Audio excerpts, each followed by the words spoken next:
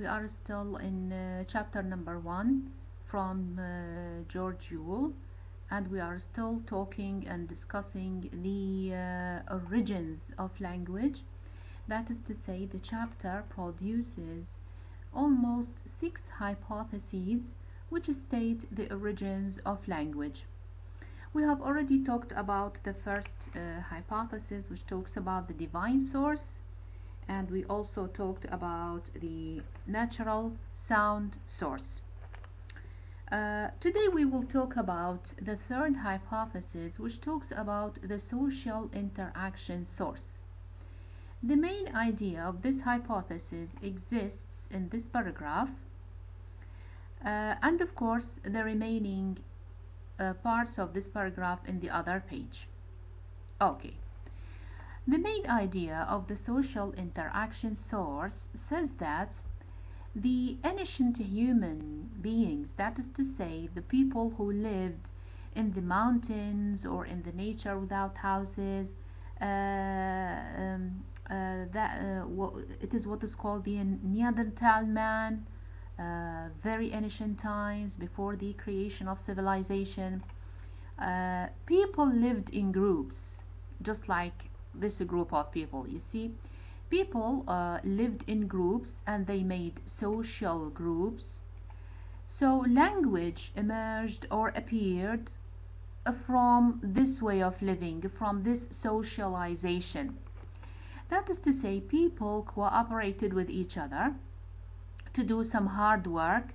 For example, here we have a sample photo. Of course, this is a hypothetical one, a simulation one. It is not real one, which talks about how man lived in the ancient time. So they lived in groups, they lived in social groups, and they needed to cooperate to do some hard work sometimes. And this cooperation, or this kind of social life, created the need for communication through what? Through speech. Okay, the kind of spoken communication among those people was in a very simple way. They were grunts, curses, sometimes shouts, particular sounds which are very close to the human communication. Anyway, they say that, or they believe that, this kind of living, this kind of social living, this kind of cooperation to do some hard work, like for example hunting huge animals for food, of course, or maybe lifting heavy rocks to make homes. uh, while they were doing these kind of hard works, or hard kind of tasks, they needed to cooperate through simple sounds. And these simple sounds, like as I have told you, grunts or shouts or sometimes curses, language has developed out of these kind of simple sounds.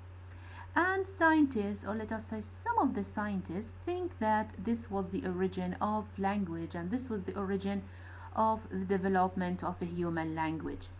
Now, other scientists disagree about this. They say this can't be the origin of language. Why not? They say because simply some of the animals, like what? Like apes. Apes also live in groups, and they have very close, let us not say close, they have some kind of resemblance to human beings.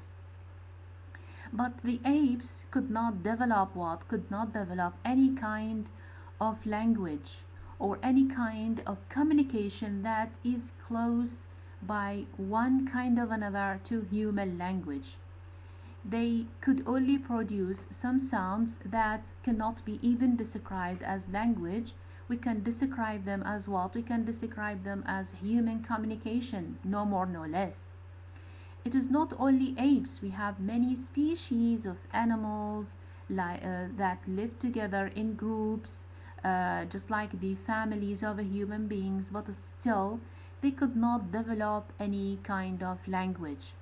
So the scientists say that this cannot be the source of language, and language must have developed from a very